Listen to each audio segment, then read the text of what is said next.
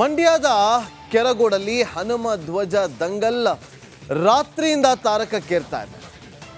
ಗ್ರಾಮಸ್ಥರ ಮೇಲೆ ಈಗ ಪೊಲೀಸರು ಲಾಠಿ ಚಾರ್ಜ್ ಮಾಡಿದ್ದಾರೆ ಅನ್ನುವ ಮಾಹಿತಿ ಈಗ ಲಭ್ಯವಾಗ್ತಾ ಇದೆ. ರಾತ್ರಿ ಇಡೀ ಗ್ರಾಮಸ್ಥರು, ಮಹಿಳೆಯರು ಎಲ್ಲರೂ ಕೂಡ ಪ್ರತಿಭಟನೆಗೆ ಕೂತಿದ್ರು. ಯಾವುದೇ ಕಾರಣಕ್ಕೂ ಕೂಡ ಹನುಮ ಧ್ವಜವನ್ನ ತೆಗೆಯಬಾರದು ಅಂತೇಳಿ ನಾವು ಸಾಕಷ್ಟು ಕಷ್ಟಪಟ್ಟು ನಾವಿಲ್ಲಿ ಧ್ವಜವನ್ನು ನೆಟ್ಟಿದ್ದೀವಿ, ಧ್ವಜ ಕಂಬವನ್ನು ನೆಟ್ಟಿದ್ದೀವಿ. ಆ ಧ್ವಜ ಕಂಬಕ್ಕೆ ಶ್ರೀರಾಮನ ಫ್ಲೆಕ್ಸ್ ಅನ್ನು ಕಟ್ಟಲಾಗಿದೆ, ಅದನ್ನ ತೆಗೆಯಬಾರದು ಅಂತೇಳಿ ಪಟ್ಟು ಹಿಡಿದು ಕೂತಿದ್ರು. ಆದರೆ ರಾತ್ರೋರಾತ್ರಿ ಪೊಲೀಸರು ಹೋಗ್ತಾರೆ ಅದನ್ನ ತೆರೆಯೋದಕ್ಕೆ. ಆ ವಿಚಾರ ಗೊತ್ತಾಗಿ ಗ್ರಾಮಸ್ಥರೆಲ್ಲರೂ ಕೂಡ ರಾತ್ರಿಯಿಂದ ಪ್ರತಿಭಟನೆಗೆ ಕೂತಿದ್ರು. ಈಗ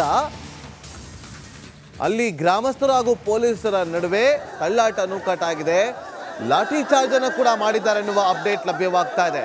ಕೆರಗೋಡು ಗ್ರಾಮಸ್ಥರು ನಾವು ಪ್ರಾಣ ಬೇಕಾದ್ರೂ ಬಿಡ್ತೀವಿ, ಆದ್ರೆ ಹನುಮ ಧ್ವಜವನ್ನ ತೆರವು ಮಾಡೋದಕ್ಕೆ ನಾವು ಬಿಡೋದಿಲ್ಲ ಅಂತೇಳಿ ಪಟ್ಟು ಹಿಡಿದು ಕೂತಿದ್ದಾರೆ.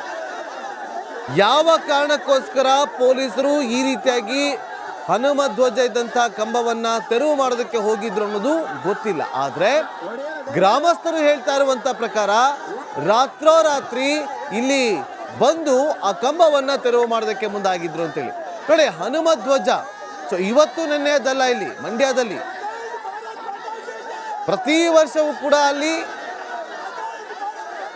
ಜಾತ್ರೆ ರೀತಿಯಾಗಿ ನಡೆಸ್ತಾರೆ. ನೋಡಿ, ಹನುಮ ಧ್ವಜ ಈಗ ಕಿಚ್ಚು ಹೆಚ್ಚಾಗ್ತಾ ಇದೆ ಮಂಡ್ಯದಲ್ಲಿ. ಈಗ ಇದನ್ನ ತೆರವು ಮಾಡೋದಕ್ಕೆ ಪೊಲೀಸರು ಮುಂದಾಗಿರ್ತಾರೆ. ಆದ್ರೆ ಗ್ರಾಮಸ್ಥರು ಮಾತ್ರ ಯಾವುದೇ ಕಾರಣಕ್ಕೂ ಕೂಡ ಅದನ್ನ ತೆರವು ಮಾಡೋದಕ್ಕೆ ಬಿಡೋದಿಲ್ಲ ಅಂತೇಳಿ ಹನುಮ ಧ್ವಜ ಇರುತ್ತೆ.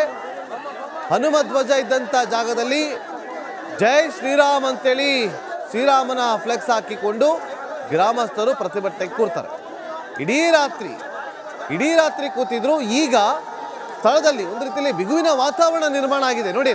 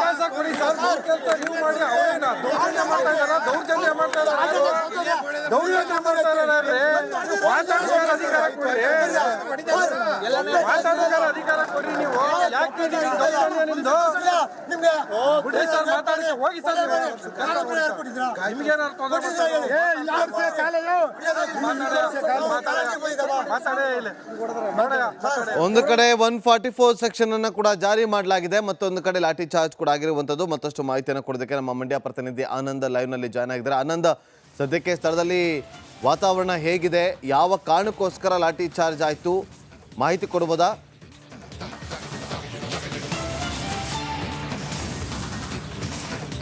ನಾಗೇಂದ್ರ ಬಾಬು, ಏನು ಅಯೋಧ್ಯೆಯಲ್ಲಿ ಶ್ರೀರಾಮನ ಪ್ರತಿಷ್ಠಾಪನೆ ಆಗಿದೆ, ಇದು ಇಡೀ ದೇಶದ ಸಂಭ್ರಮಕ್ಕೆ ಕಾರಣ ಆಗಿರುವಂಥದ್ದು. ಆದರೆ ಅದೇ ಒಂದು ಸ್ಮರಣಾರ್ಥ ಮಂಡ್ಯ ತಾಲೂಕಿನ ಕೆರಗೋಡು ಗ್ರಾಮದಲ್ಲಿ ಹನುಮ ಧ್ವಜವನ್ನು ಆರಿಸಲಾಗಿದೆ. ಅದು ಈಗ ವಿವಾದದ ಕೇಂದ್ರ ಬಿಂದು ಅಂತಲೇ ಹೇಳ್ಬೋದು. ಜೊತೆಗೆ ಆ ಬಾವುಟವನ್ನು ಇಳಿಸೋದಕ್ಕೆ ಇದೀಗ ಜಿಲ್ಲಾಡಳಿತ ಮುಂದಾಗಿದೆ. ಸದ್ಯ ಸ್ಥಳದಲ್ಲಿ ಬಿಗುವಿನ ವಾತಾವರಣ ನಿರ್ಮಾಣ ಆಗಿರುವಂಥದ್ದು ದೃಶ್ಯದಲ್ಲಿ ಗಮನಿಸ್ಬೋದು.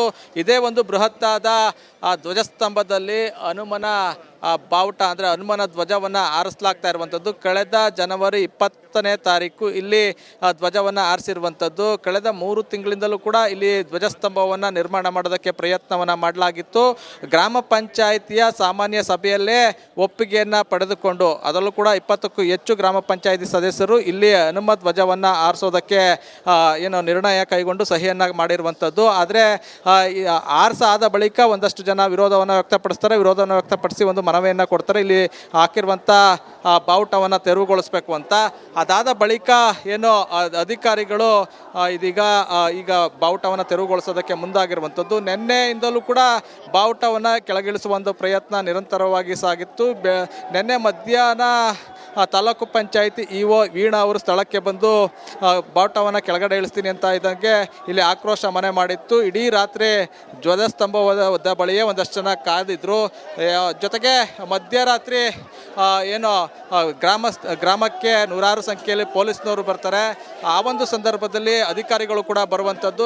ರಾತ್ರಿ ಬಾವುಟವನ್ನು ಅದರ ಧ್ವಜವನ್ನು ಇಳಿಸೋದಕ್ಕೆ ಮುಂದಾಗ್ತಾರೆ. ಆ ಸಂದರ್ಭದಲ್ಲಿ ಪ್ರತಿಭಟನೆ ಆರಂಭ ಆಗುವಂಥದ್ದು. ಇದೀಗ ಧ್ವಜವನ್ನು ಇಳಿಸೋದಕ್ಕೆ ಎಲ್ಲ ರೀತಿಯ ಸಕಲ ಸಿದ್ಧತೆಯನ್ನು ಮಾಡ್ಕೊಂಡಿರುವಂಥದ್ದು ಇಲ್ಲಿ ದೃಶ್ಯದಲ್ಲಿ ಗಮನಿಸ್ಬೋದು. ಈ ಒಂದು ಧ್ವಜವನ್ನು ಇಳಿಸೋದಕ್ಕೆ ಕಾಂಗ್ರೆಸ್ ಶಾಸಕ ರವಿಕುಮಾರ್ ಗಣಿಗ ಅವರೇ ಕಾರಣ ಅಂತೇಳಿ ಅವರ ಭಾವಚಿತ್ರವನ್ನು ತುಳಿದು ಆಕ್ರೋಶವನ್ನು ವ್ಯಕ್ತಪಡಿಸ್ತಾ ಇರುವಂಥದ್ದು. ಜೊತೆಗೆ ಧ್ವಜಸ್ತಂಭದ ಬಳಿ ಇದ್ದಂಥ ಕಾರ್ಯಕರ್ತರು ಜೊತೆಗೆ ಈ ಗ್ರಾಮಸ್ಥರನ್ನ ಪಕ್ಕಕ್ಕೆ ತರಿಸುವಂಥ ಸಂದರ್ಭದಲ್ಲಿ ಲಾಠಿ ಪ್ರಹಾರವನ್ನು ಕೂಡ ಮಾಡಿದ್ರು. ಒಂದಷ್ಟು ಜನಕ್ಕೆ ಸಣ್ಣ ಪುಟ್ಟ ಗಾಯಗಳಾಗಿರುವಂಥದ್ದು. ಫ್ಲೆಕ್ಸ್ಗೆ ಬೆಂಕಿ ಹಚ್ಚುವಂಥ ದೃಶ್ಯವನ್ನು ಕೂಡ ಇಲ್ಲಿ ಗಮನಿಸ್ಬೋದು. ಯಾಕೆಂದರೆ ಇಲ್ಲಿ ಆಕ್ರೋಶ ಮನೆ ಮಾಡಿದೆ. ನಿರಂತರವಾಗಿ ಯಾವುದೇ ರೀತಿಯ ಕೋಮು ಗಲಭೆಗಳಿಲ್ಲದಂತೆ ಶಾಂತಿಯುತವಾಗಿ ಗ್ರಾಮ ನಡ್ಕೊಂಡು ಬಂದಿತ್ತು. ಆದರೆ ಹಿಂದೂ ಧರ್ಮದ ಸಂಕೇತ ಆಗಿರುವಂತಹ ಹನುಮ ಧ್ವಜವನ್ನು ಆರಿಸಿದ ಬಳಿಕ ಇಲ್ಲಿ ಬಿಗುವಿನ ವಾತಾವರಣ ನಿರ್ಮಾಣ ಆಗಿದೆ. ಕಾಂಗ್ರೆಸ್ ಪಕ್ಷದವರು ತಮ್ಮ ಅಧಿಕಾರವನ್ನು ದುರ್ಬಳಕೆ ಮಾಡಿಕೊಂಡು ಅಧಿಕಾರಿಗಳ ಮೂಲಕ ಹಿಂದೂ ಸಮಾಜವನ್ನು ಕೆಣಕುವಂಥ ಕೆಲಸವನ್ನು ಮಾಡ್ತಾ ಇದ್ದಾರೆ. ಇಲ್ಲಿ ಧ್ವಜವನ್ನು ಇಳಿಸುವಂಥ ಕೆಲಸವನ್ನು ಮಾಡ್ತಾ ಇದ್ದಾರೆ ಅಂತೇಳಿ ಕಿಡಿಯನ್ನು ಕಾರ್ತಾ ಇರುವಂಥದ್ದು. ಇನ್ನೊಂದು ಕಡೆ ಪೊಲೀಸ್ನವರು ಈಗಾಗಲೇ ಸಕಲ ಸಿದ್ಧತೆಯನ್ನು ಮಾಡ್ಕೊಂಡಿರುವಂಥದ್ದು. ಧ್ವಜವನ್ನು ಇಳಿಸೋದಕ್ಕೆ ತಯಾರಿಯನ್ನು ಮಾಡ್ಕೊಂಡಿದ್ದಾರೆ. ಅಧಿಕಾರಿಗಳನ್ನು ಹೊರತುಪಡಿಸಿ ಧ್ವಜಸ್ತಂಭದ ಬಳಿ ಯಾರು ಕೂಡ ಗ್ರಾಮಸ್ಥರು ಇಲ್ಲದೆ ಹೋದ ರೀತಿ ನೋಡ್ಕೊಂಡಿರುವಂಥದ್ದು. ಬಿಗಿ ಪೊಲೀಸ್ ಬಂದೋಬಸ್ತ್ನಲ್ಲಿ ಧ್ವಜವನ್ನು ಇಳಿಸುವಂಥ ಕಾರ್ಯಕ್ಕೆ ಮುಂದಾಗಿರುವಂಥದ್ದು. ಇದು ಇಡೀ ಗ್ರಾಮಸ್ಥರ ಆಕ್ರೋಶಕ್ಕೆ ಕಾರಣ ಆಗಿದೆ. ನಮ್ಮೂರಿನಲ್ಲಿ ಅದರಲ್ಲೂ ಕೂಡ ನಮ್ಮ ಗ್ರಾಮದ ಜಾಗದಲ್ಲಿ ನಾವು ನಮ್ಮ ಧರ್ಮದ ಸಂಕೇತ ಆಗಿರುವಂಥ ಅದರಲ್ಲೂ ಕೂಡ ರಾಮ ಜನ್ಮಭೂಮಿಯಲ್ಲಿ ರಾಮನ ಪ್ರತಿಷ್ಠಾಪನೆ ಆಯಿತು. ಅದರ ನೆನಪಾರ್ಥ ನಾವು ಬಾವುಟವನ್ನು ಆರಿಸ್ತಾ ಇದ್ದೀವಿ. ಅದನ್ನು ಕೆಳಗಿಳಿಸುವಂಥ ಪ್ರಯತ್ನವನ್ನು ಮಾಡ್ತಾ ಇದ್ದಾರೆ. ಇದು ಹಿಂದೂ ಧರ್ಮದ ಕೆಣಕುವಂಥ ಜೊತೆಗೆ ಹಿಂದೂ ಧರ್ಮವನ್ನು ಭಾವನೆಗೆ ಅಂದರೆ ಹಿಂದೂ ಧರ್ಮೀಯರ ಭಾವನೆಗೆ ಧಕ್ಕೆ ತರುವಂಥ ಕೆಲಸ ಅಂತೇಳಿ ಆಕ್ರೋಶವನ್ನು ವ್ಯಕ್ತಪಡಿಸ್ತಾ ಇರುವಂಥದ್ದು. ಇನ್ನು ಈ ಜಾಗದಲ್ಲಿ ಮೊದಲು ಕೂಡ ಬಾವುಟ ಅಂದರೆ ಹನುಮ ಧ್ವಜ ಇತ್ತು. ಸುಮಾರು 40 ವರ್ಷಗಳಿಂದಲೂ ಕೂಡ ಈ ಜಾಗದಲ್ಲಿ ಅಂದರೆ ಇದೇ ಗ್ರಾಮದಲ್ಲಿ ಧ್ವಜವನ್ನು ಹಾರಿಸ್ಕೊಂಡು ಬರಲಾಗ್ತಾ ಇತ್ತು. ಆದರೆ ಇಷ್ಟೊಂದು ಪ್ರಮಾಣದ ಎತ್ತರದ ಧ್ವಜಸ್ತಂಭ ಇರಲಿಲ್ಲ. ಒಂದು 25 ಅಡಿ ಧ್ವಜಸ್ತಂಭದಲ್ಲಿ ಬಾವುಟವನ್ನು ಆರಿಸ್ಕೊಂಡು ಬರ್ತಾಯಿದ್ರು. ಯಾವಾಗ ಅಯೋಧ್ಯೆಯಲ್ಲಿ ರಾಮ ಮಂದಿರ ಉದ್ಘಾಟನೆ ಅಂತ ಗೊತ್ತಾಯಿತು, ಅದರ ನಂತರ ಒಂದು ಬೃಹತ್ತಾದ ಧ್ವಜಸ್ತಂಭವನ್ನು ನಿರ್ಮಾಣ ಮಾಡಬೇಕು. ಜೊತೆಗೆ ಹಳೆ ಧ್ವಜಸ್ತಂಭ ಶಿಥಿಲಗೊಂಡಿದ್ದ ಕಾರಣಕ್ಕಾಗಿ ಒಂದು ದೊಡ್ಡ ಮಟ್ಟದ ಧ್ವಜಸ್ತಂಭವನ್ನು ನಿರ್ಮಾಣ ಮಾಡಬೇಕು ಅಂತೇಳಿ ಗ್ರಾಮಸ್ಥರು ಪ್ರಯತ್ನ ಮಾಡಿದರು. ಜೊತೆಗೆ ದೃಶ್ಯದಲ್ಲಿ ಗಮನಿಸ್ಬೋದು, ಈಗ ಧ್ವಜ ಇಳಿಸುವಂಥ ಕಾರ್ಯಕ್ಕೂ ಕೂಡ ಮುಂದಾಗಿರುವಂಥದ್ದು. ಪೊಲೀಸರು ಬಿಗಿ ಪೊಲೀಸ್ ಬಂದೋಬಸ್ತ್ನಲ್ಲಿ ಧ್ವಜವನ್ನು ಇಳಿಸ್ತಾ ಇದ್ದಾರೆ. ಒಂದು ಕಡೆ ಧ್ವಜವನ್ನು